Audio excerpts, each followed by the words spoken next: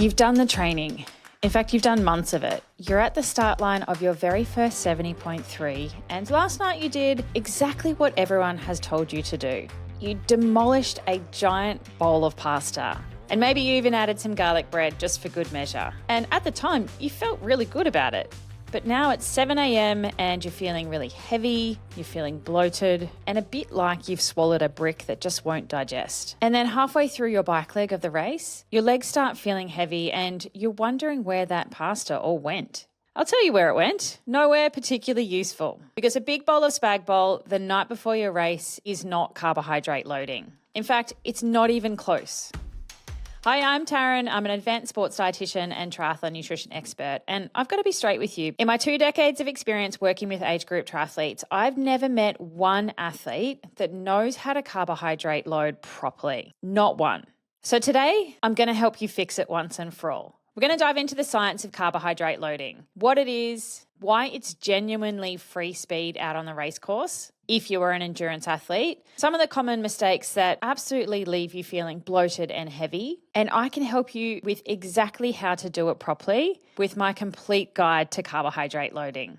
The practical, step-by-step evidence-based protocol and building out your individualized carbohydrate loading plan is the exact tool that I use inside the Triathlon Nutrition Academy. We use it to work out an athlete's unique numbers and then build their specific custom plan. It's available at dietitianapproved.com/carb-loading. I'll link it in the show notes for you. So let's dive into what carbohydrate loading actually is. If you've been listening for a while or you know me, you know that I love to teach first because there is so much value in understanding why something works. That way you can follow the exact protocol with the knowledge and confidence that it's going to work because you understand it. My entire philosophy when it comes to triathlon nutrition is give a triathlete a fish and they eat for a day, or if you teach a triathlete to fish, then they know how to eat for life. And because you can't carbohydrate load properly if you don't understand the mechanisms, I'm going to explain exactly what's happening in the muscles. So you know that when you eat carbohydrate, it gets broken down into glucose, and glycogen is our storage form of glucose. We store it in our liver and we store it in our muscles. So think of your muscle glycogen as basically the fuel tank or the gas tank of your car. It is your stored form of fuel that you can use during exercise and racing. We package up glycogen with water in a ratio of 1 molecule of glycogen to 3 molecules of water. And the fuller your tank, the further you can go. Just like petrol in your car, the fuller it is, the longer you can drive for. And as an endurance athlete, the goal is to start your races with a full tank, but with carb loading, we can fill it up even further. It's called supercompensation. So think about when you put petrol in your car or gas in your car and the little Bowser clicks off to say it's full. And you're like, nah, it's not really full. I reckon I can shove a bit extra in. So you click it again and put more fuel in the tank.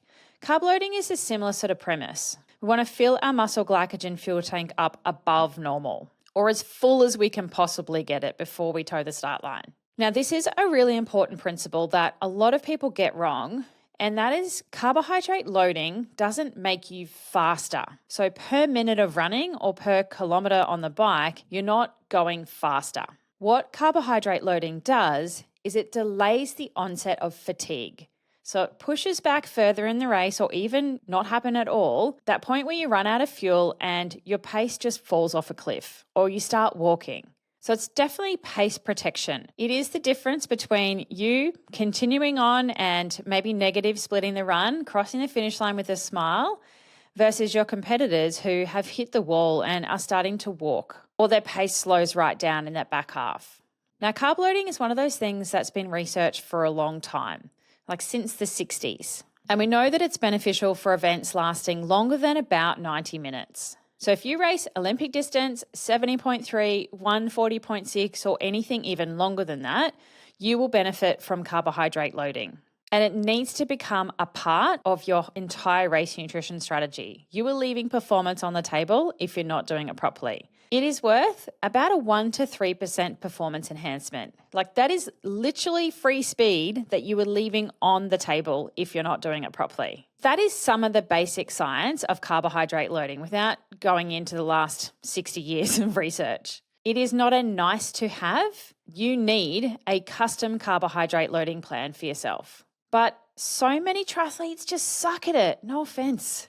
Meanwhile, there are a handful of mistakes that I see over and over again, and I'd put money on the fact that you're doing at least one of them. So let's go through them. Mistake number 1 is that big race dinner plan. The night before you race, you go nuts at the pasta party, or you have this giant bowl of spag bowl and think that you've carbohydrate loaded. This is one of the key things that is going to leave you feeling bloated and heavy in your race and in the morning as you toe the start line. Carbohydrate loading does take time. It also requires you to hit your specific numbers, and a big bowl of spag bowl the night before your event comes nowhere close to effectively carbohydrate loading. Mistake number 2 is doing it the hard, outdated way. The original 1960s method required you to deplete your glycogen stores first. So you do a really hard training session to run them down in combination with a very low carbohydrate diet. So stripping out all of your fuel tank. And then you would carbohydrate load after that for 3 days. It is miserable, and it is not what we need when you're trying to taper heading into a race. And now we know it is completely unnecessary, but a lot of triathletes never got that memo. We don't need to suffer through that old school archaic protocol anymore. Mistake number 3 is loading with the wrong foods. Big bowls of salad, burgers, egg and fry-ups, those sorts of foods are just going to wreak havoc on your gut, and they're also not effective at loading up your muscle glycogen stores. Really high fat and high fiber foods are a recipe for you spending most of your race in the Portaloo. Carb loading is genuinely the one time where I'm going to steer you towards not particularly dietitian approved food choices. I'm always going to say that white bread beats brown bread in this instance. So you enjoy that because you're not going to hear it from me very often. Mistake number 4 is panicking when you stand on the scales. Now, to carb load glycogen effectively, we need to package it up and store it with water. Your weight on the scales is going up, but people absolutely freak out when they see that, and then they start backtracking and underfueling themselves. But remember when I said right in the beginning that glycogen is stored with water in a ratio of 1:3. So we want our weight to increase when we're carb loading. It's actually a sign that you've done it correctly. It's not a problem. It is the entire point of filling up our fuel tank. We want to get heavier, but not too heavy, so that we can turn up to our race feeling fast, not sluggish. Mistake number 5, and I think this is the biggest one, is just guessing. Using the internet, trying to figure it out yourself online, but there is not a one-size-fits-all number. You want to find the sweet spot of the evidence-based protocol that is for you. And most people have no idea what that is for them. Plus, you also need the ability to adapt and tweak it over time, depending on what you're doing, and as you get better at carb loading over time as well. As your racing changes, so too should your entire race nutrition strategy, including your carbohydrate loading plan. You want a custom plan for Olympic distance. You want your own strategy for a 70.3 race. And again, you want a different strategy for your full distance Ironman event. We don't have this one carb loading plan that is set and forget for everything that we do forevermore. You need to be able to pull the right levers and adjust it to get the most out of it for every individual race. Now, if you were a female athlete, carb loading was historically done in men until more recent years. If you've ever been told that females can't carb load or can't do it as well as men, or that a particular stage of a menstrual cycle means that you can't carb load effectively either, then this is for you. There is so much noise online when it comes to females and just carbohydrate in general. Most of it is unhelpful, and some of the influencer rubbish is just flat out incorrect, makes my blood boil. So it's important to keep your wits about you when you're looking at this stuff on the internet. Let me start with the uncomfortable truth, particularly as a female athlete myself. For decades, almost all of the carbohydrate loading research was done in men. Women were just not represented at all because we have a menstrual cycle and that makes us more complicated. So they took the easy route and just left us out. So a lot of the advice we were handed maybe 20 years ago wasn't actually designed for the female body. It got copied across from the blokes and everyone just hoped for the best. Thankfully, the last decade, that is changing and changing in a big way. When you look back at the studies, and I'm going to link some of those below this in the show notes for you, the times that women didn't carb load as well compared to men really came down to them not eating the right amount of carbohydrate. It's not some female's inability to store it or to glycogen load. When you give a woman the right amount in the right way, she will absolutely glycogen load just as well as men. On top of all of that, the female physiology is far more nuanced. Hormones shift across the menstrual cycle, and that can change how your body uses and also stores carbohydrate. So it's not the science and, the research working against us.